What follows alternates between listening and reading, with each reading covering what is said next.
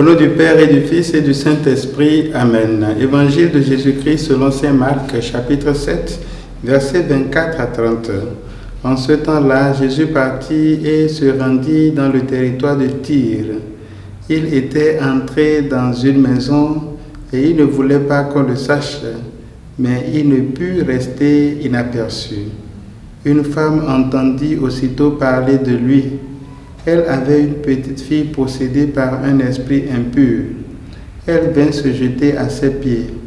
Cette femme était païenne, syro-phénicienne de naissance, et elle lui demandait d'expulser le démon hors de sa fille.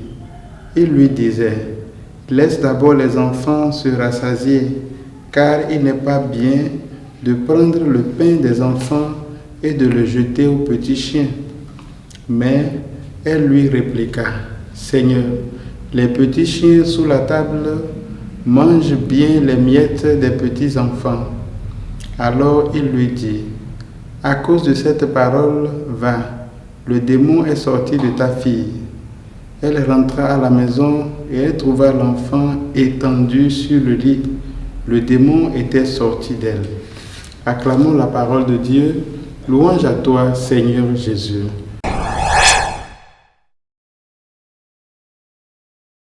Frères et sœurs en Christ, bonjour. Nous sommes jeudi 11 février et nous bénissons Dieu pour ce jour qu'il nous donne. Beaucoup de personnes auraient voulu voir ce jour, mais non. Nous avons la chance et la grâce de voir ce jour. Nous lui rendons grâce et nous le lui offrons encore pour que notre vie, nos actions, nos paroles glorifient son nom. Aujourd'hui, nous avons vu aussi Jésus qui chasse un démon de la vie d'une petite fille. S'il y a des démons dans nos vies, que le Seigneur les chasse aussi. Et nous savons que tous, d'une manière ou d'une autre, nous sommes possédés par différents types de démons. Que le Seigneur vraiment nous en libère. Mais aujourd'hui, je voudrais attirer votre attention sur deux aspects. Le premier, c'est la question de la prière liée à cette femme qui s'approche de Jésus. Prier pour elle, ça veut dire se jeter aux pieds de Jésus. Pleurer si c'est nécessaire. Se jeter aux pieds de Jésus. Et pour cela, l'origine n'est pas importante. Vous voyez, elle ne s'est pas dit, bon, moi je ne suis pas juive, est-ce que je peux m'approcher d'eux? Vous vous rappelez alors par là de la femme samaritaine que Jésus rencontre au puits. On dit, moi je suis samaritaine. Comment se fait-il que toi, tu t'adresses à moi? Vous voyez, celle-ci ne s'est pas laissée, on va dire, retenue par cette barrière-là. Il n'y a pas de barrière en Jésus, il n'y a pas de barrière. Les origines ne sont pas importantes. Ce qui est important, c'est notre capacité de nous jeter à ses pieds. Jésus pourrait même dire qu'il l'a traitée de chienne. C'était pour dire simplement qu'elle est païenne. Mais c'était suffisant pour nos interprétations d'aujourd'hui. Aujourd'hui, quelqu'un lui dit, chien, il m'a mal parlé. Et puis voilà, tous les problèmes commencent. Non, la femme ne s'est pas du tout offusquée. Elle a montré par là son humilité et sa foi. Et dans l'humilité et dans la foi, elle continue le dialogue avec Jésus. Dialogue qui va faire en sorte qu'elle voit enfin sa fille délivrée de ce mal-là pour laquelle elle est allée voir Jésus. La deuxième chose, c'est le geste de Jésus. Jésus fait un geste important, il guérit.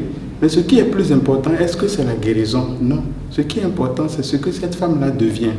Elle est rentrée à la maison, elle a vu sa fille couchée et qui n'a plus de démons. Et maintenant, quelle est la vie qu'elle va mener? C'est la question que toi et moi, nous devons nous poser. J'étais païen, j'étais ci ou ça. J'ai rencontré Jésus, j'ai reçu le baptême, la parole de Jésus est présente dans ma vie. Et maintenant, je suis qui? Est-ce que celle-là, on va encore dire qu'elle est syro-phénicienne, qu'elle est païenne? Est-ce qu'on peut encore dire qu'elle est chienne? Excusez l'expression, ben non. Maintenant, on sait qu'elle a rencontré Jésus et donc sa vie doit avoir changé. Que Jésus qui est entré dans nos vies vraiment les transforme. Pour que nous aussi, nous puissions faire correspondre notre vie à ce que nous proclamons, à ce que nous écoutons. C'est ça là qui fait grandir le règne de Dieu. Nous ne sommes pas chrétiens pour nous. Nous sommes chrétiens pour que le royaume de Dieu grandisse au milieu de nous. Et là où il y a un chrétien, là se trouve le règne de Dieu. Que le règne de Dieu s'accomplisse dans vos vies. Que la paix de Jésus règne dans vos cœurs. Et que vraiment Jésus, dans sa toute puissance, chasse de nos vies tout démon pour nous disposer à accueillir sa parole et à vivre selon cette dernière, maintenant et pour les siècles des siècles. Amen.